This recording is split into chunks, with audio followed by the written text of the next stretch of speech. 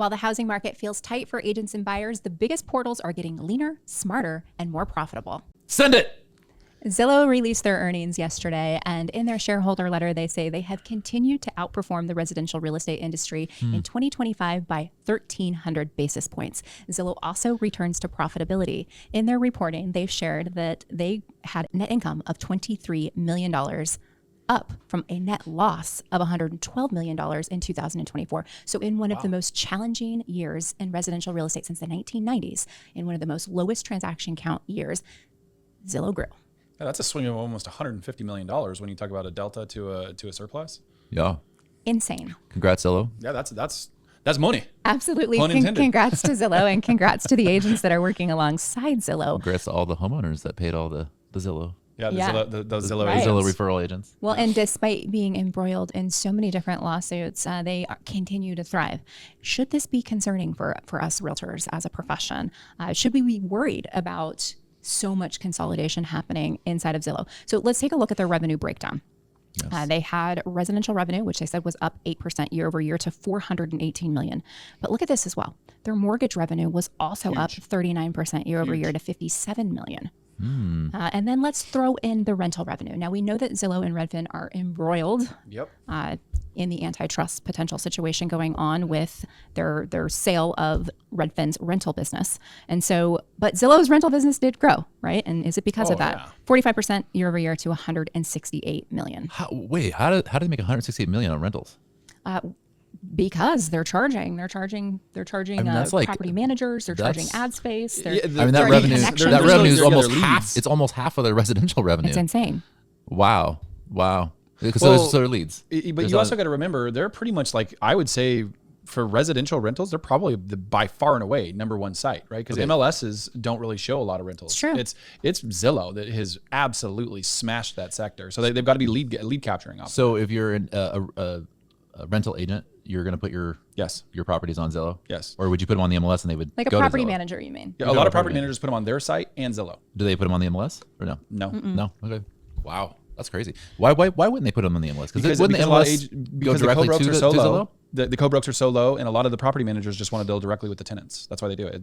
They actually run around the And when co-broke when they agent. go onto Zillow, then they get That's right. the leads from. Okay, gotcha. Makes sense. And it's such a low profit business that it is shocking to see so much revenue being garnered from Rentals. multifamily. Well, it makes me wonder, is it that, and is it also those rental prospects that turn into buyers, right? That they can convert, that they're making money off of that too, because it turns into a buy situation and it's still allocated to the rental revenue because it's all a lead source from that particular category. I don't know. I'd be curious. So on lead, that. lead comes in to rent a property, they end up buying. Does that I agent wonder. pay the 35% to Zillow Of course. on the commission? Of course they would. But this is not just residential rentals, it's multifamily as well. Multifamily, Yeah. Right. like apartments and Right. stuff. Okay, gotcha. One thing that we always like to look at is the traffic to Zillow, and it's pretty shocking. And their traffic was up in Q4 of 2025, 8% to 221 million average monthly users. There's a whole lot of eyeballs. Yeah, that's a ton. They said visits, wow. So total visits were over 2 billion in Q4. That is nuts. In Q4? Yeah. I That's think insane. I contribute to at least $1 billion of those. Wow. Which, I mean, putting that in perspective for everybody out there, and I know we've talked about this, but like, you got to understand that the next closest, right? And this is roughly, is Realtor.com, Redfin, and Homes.com. And they're all only sitting at around like 80 to 100 million, 120 million. You would think you put Realtor over Redfin? No, I'm just saying like Oh, the okay. next closest competitors, see. right? The other of the portal war behemoths. You didn't even say Homes. No, Homes.com, Realtor, Or did you say Realtor.com, and Redfin, they're all roughly 100 million-ish versus 200 million-ish. Right. So they double are it. by far and away the juggernaut when it comes to the garnering the consumer traffic is what I'm saying. Do you think Rocket buying Redfin increased that? Because Rocket, I'm sure, gets a lot of traffic too. I would Absolutely, think it would. yeah. I think the Great American Home Search definitely increased traffic to Oh, Redfin. yeah. We know it did. We know that there were reports of features inside of Redfin breaking due to all the traffic spike when that sixth clue was dropped. And so that was really interesting. But that wasn't to their website. That was to their app. And so Yep. they're pushing towards app The other acknowledgement and nugget that I think we should drop on this too, and I mean, I forget exactly what the numbers are, but Redfin, even though they ended up getting acquired and publicly they didn't report any profits, but that's because of a lot of technology and innovation. But when you look at the actual productivity of their agents versus a non-normal agent, right? Because they're a hired W-2 employee, their productivity was like they were doing something on average like triple what a normal average agent does. But the value's in the eyeballs. Right. Yeah. So, well, and it was lead source. It was running a system, running a process, right? They were probably providing a better, an overall better experience because they were required to follow in SOP. You know what I'd like to see? I would like to see that was scored against the typical realtor. Right. I would love to see the Redfin agent scored against the Zillow Flex agent. That would right? be fun. Because I think that there you have a Yes. true comparison, and Yes. I would hitch my pony to the Zillow agent I would too. in that regard. Speaking of Redfin, there's been some recent development in not only their Great American Home Search, but now they have an app inside ChatGPT. So Zillow doesn't have that on lock. They got a little competition. And does it seem like all of the portals are rushing to get inside of AI? Yes. I mean, why wouldn't they? What's not rushing to get into AI? Right. Right. Like when you think about the not only the leverage that it does for your efficiency when it comes to team members, always being there, answering questions correctly, staying on point with your branding and your vibe on how you're going to message and communicate.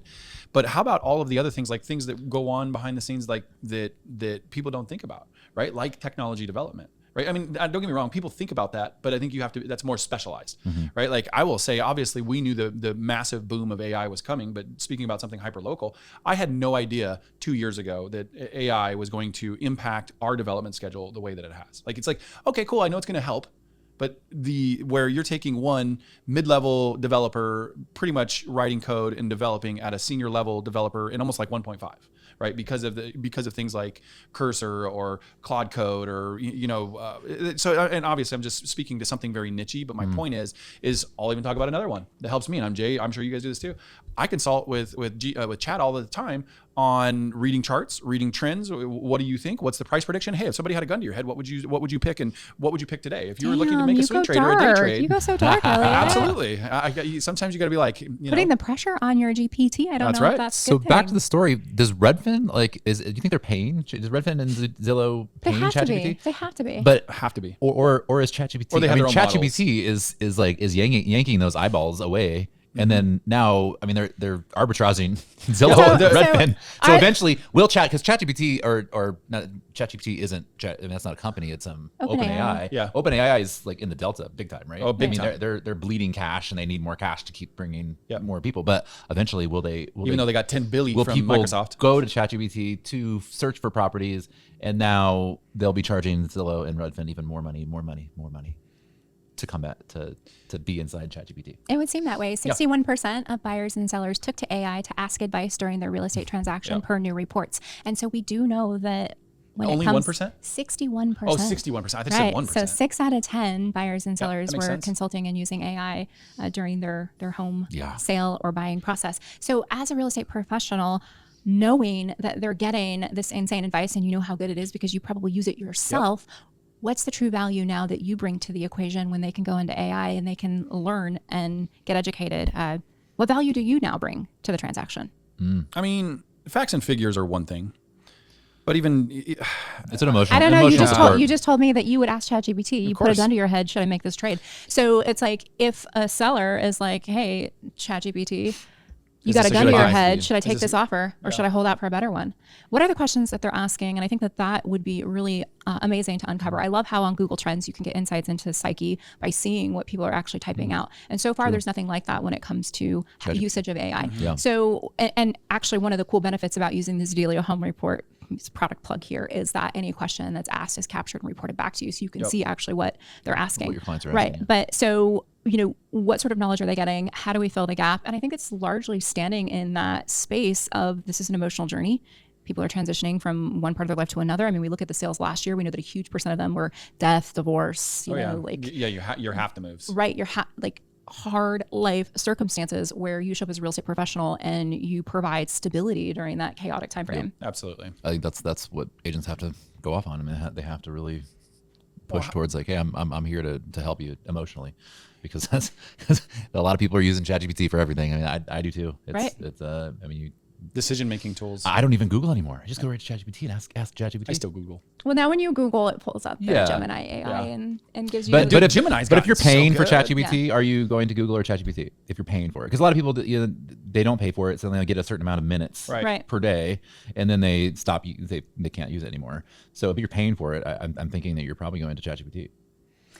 No doubt, power is concentrating. Yep. I'm with you though, but I mean, I think the whole agents are therapists, right? We all know that the funny Yeah. jokes and memes that are out there that you're, sometimes you have to be a marriage counselor, you have to be a child counselor, you have to do all of the things that go on as you go through the process of that relationship, right? That's where it comes back to. I think, was it just yesterday they were talking about this, right? Is relationship based versus does the transaction ever become so transactional that it loses the emotion? And I don't think so, right? I mean, they're like that's one of the things that's unique about humans is we have these brains that can solve problems, obviously not at the scale of an AI, but there's, that's kind of what AI is the collective of all human intellect. And so it's like you have these fragmented pieces of that same type of skill set, but they're missing the emotion, right? So there's an emotional character to who we are, right? And to me, it's that to me is the God element, right? That sometimes can exist in us that we get to relate to. But anyway, a little different. The soul. The soul. A little bit of That's right. soul in there. What do you think? Drop it in the comments below, and thanks for tuning in.